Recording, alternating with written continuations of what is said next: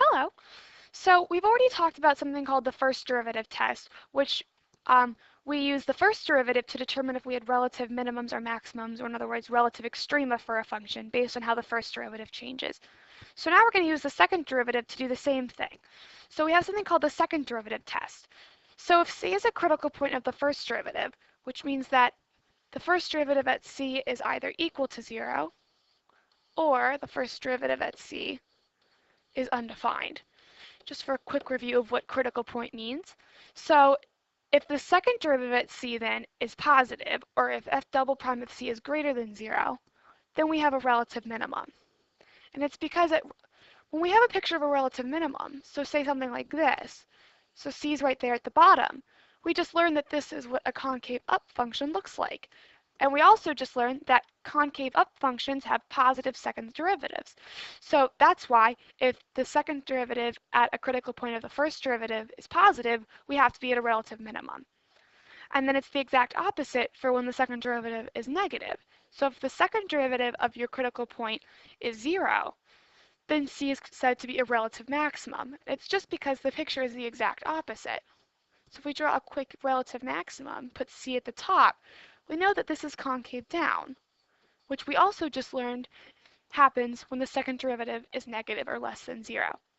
But unfortunately, the second derivative test does fail. It fails at points where the second derivative is equal to 0. So if that happens, all you have to do is go back and use your first derivative at those points to figure out what's going on. So let's apply this. Let's use it. So let's use the second derivative test to find the relative extrema of this function. So the first thing we need to do is find our first derivative, which is really easy to do since this is a nice polynomial. So we're going to have negative 15 x to the 4th plus 15 x squared. So we also need to know what our critical points of the first derivative are in order to use the second derivative test. So let's go ahead and set this equal to 0 and solve.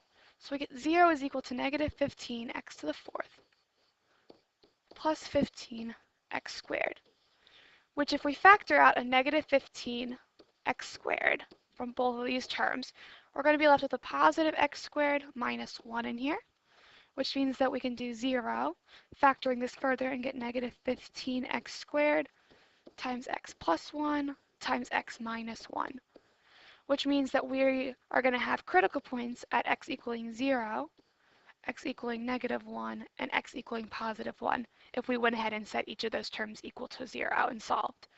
So now let's find our second derivative.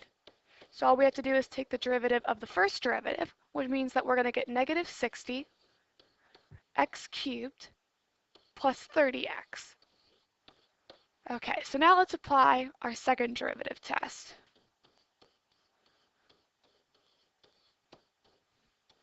So all that means is that we're going to plug each of these three c values over here into our second derivative. So just as a reminder, these are our c values, our critical values.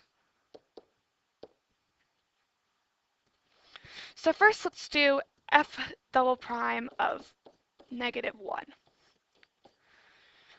So x equaling negative 1, if we plug that into our second derivative, we're going to get negative 60 times negative 1 cubed, which is negative 1, plus 30 times negative 1.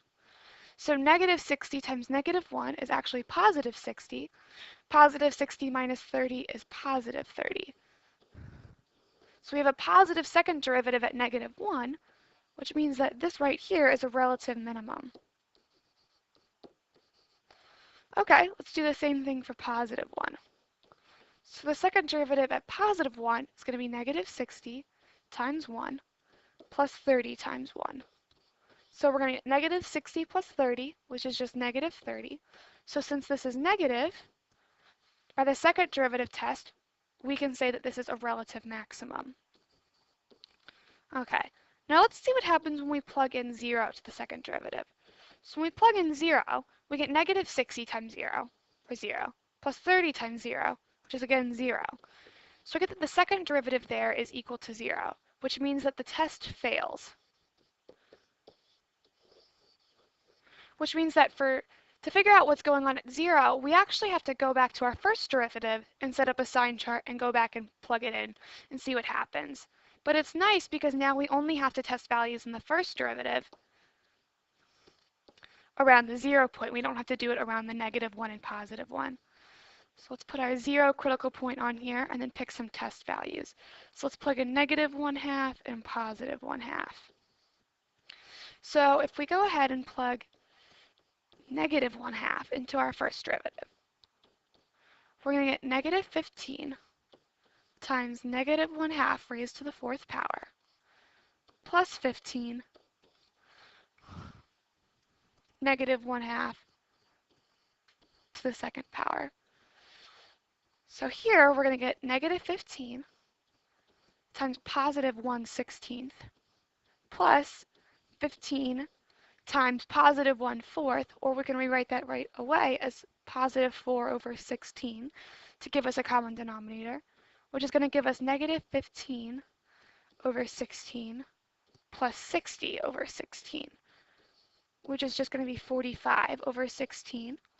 So this is positive, so we can go ahead and put a plus sign above our -1/2. And so now let's figure out what's going on at +1/2.